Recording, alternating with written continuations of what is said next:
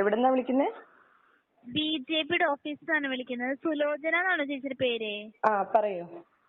Okay, ചേച്ചിക്ക് പ്രധാനമന്ത്രി കിസാൻ പദ്ധതി കിട്ടുന്നുണ്ടോ? കിട്ടുന്നുണ്ട്. കഴിഞ്ഞ മാസം ലാസ്റ്റോട് കൂടിയൊക്കെ പേയ്മെന്റ് വന്നതാണോ? ആ വന്നിരുന്നു.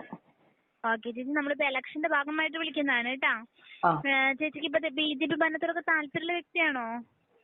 ബിജെപി ഭരണം, ഇപ്പോഴത്തെ ഭരണം വളരെ മോശമല്ലേ.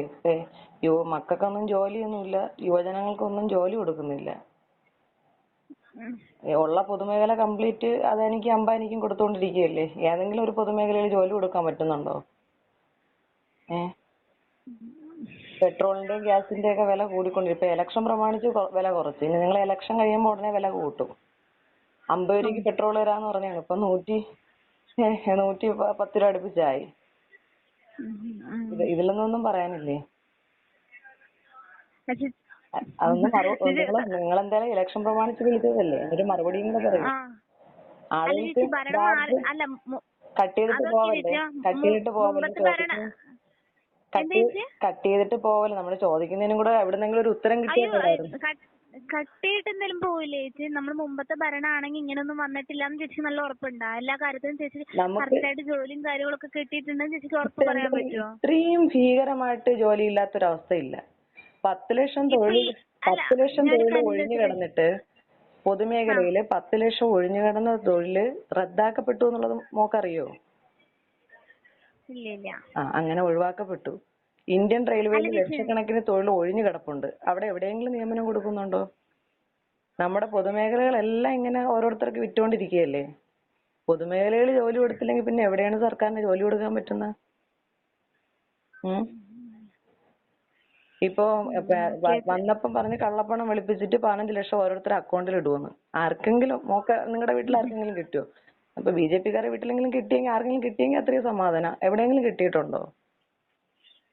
മോളുടെ വീട്ടിൽ കിട്ടിയോ? എന്റെ വീട്ടിൽ കിട്ടിയിട്ടില്ല. അല്ല ചേച്ചി, ഞാൻ ഒരു കാര്യം ചോദിച്ചോട്ടെ. നമ്മളിപ്പോ ഈ ബിജെപി ഭരണം വന്നത് കൊണ്ടാ, കേന്ദ്രത്തിൽ ബിജെപി ഭരിച്ചത് കൊണ്ടാണോ ഇപ്പൊ ഇങ്ങനെ ആയതെന്ന് ചേച്ചി വിശ്വസിക്കുന്നുണ്ടോ? അവിടെ ഭരണം മാറ്റം വന്നിട്ടുണ്ടെങ്കിൽ വേറെ ഒന്നുമില്ല. മോളത്തെ ഒരു കാര്യം ചോദിക്കട്ടെ. ഇപ്പൊ ഈ പൗരത്വ ഭേദഗതി നിയമം കൊണ്ടുവന്ന് അതിലെന്തിനാണ് മതം മാത്രം അടിസ്ഥാനമാക്കിയത്? ഈ രാജ്യത്ത് നിങ്ങളൊക്കെ കൊച്ചു കുട്ടികളോ, നിങ്ങളൊക്കെ ഇങ്ങനെ മുസ്ലിങ്ങളെയൊക്കെ മാറ്റി നിർത്തിക്കൊണ്ടാണോ സ്കൂളിൽ പഠിക്കുന്നത്?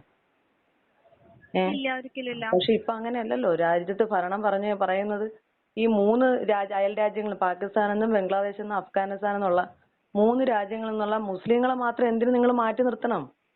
6 മതവിഭാഗങ്ങൾക്ക് പൗരത്വം കൊടുക്കുമ്പോൾ ഒരു മതത്തിനെ എന്തിനു മാറ്റി നിർത്തണം? അവര് അഭയാർത്ഥികളായിട്ട് വന്നവരല്ലേ.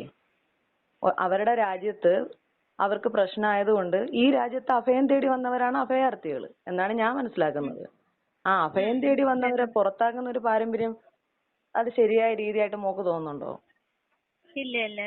അപ്പൊ പിന്നെ അത് തെറ്റല്ലേ? അത് അങ്ങനെയൊക്കെ കാണിക്കുന്നത് മതത്തിന്റെ പേര്. ഇത്രയും 6 വിഭാഗം മതങ്ങൾക്ക് ആ പൗരത്വം കൊടുക്കൂന്ന് പറയുമ്പോൾ ഒരു വിഭാഗത്തിന് മാത്രം മാറ്റി നിർത്തുന്നതിനോട് നമുക്ക് ഭയങ്കരമായിട്ടുള്ള പ്രതിഷേധമുണ്ട്. ഞാനൊരു ഹിന്ദുവാണ്, പക്ഷെ എനിക്ക് വലിയ പ്രതിഷേധമുണ്ട്. കാരണം നമ്മളൊക്കെ മതം പറഞ്ഞുകൊണ്ടല്ല, ജാതിയും മതവും ഇല്ലാത്ത ഒരു മതനിരപേക്ഷ രാജ്യമാണ് ഇന്ത്യ. ആ രാജ്യത്തിനെ ഇപ്പൊ കീറി മുറിക്കണം. മണിപ്പൂരിൽ എന്താണ്, എത്ര ക്രിസ്ത്യൻ ദേവാലയങ്ങളാണ് തകർക്കപ്പെട്ടത് ഇല്ലേ? മണിപ്പൂർ ഭരിക്കുന്ന ആരാണ്? ബിജെപി ആണ്. ബീരേൻ സിംഗിന്റെ ഗവൺമെന്റ് ആണ് മണിപ്പൂർ ഭരിക്കുന്നത്.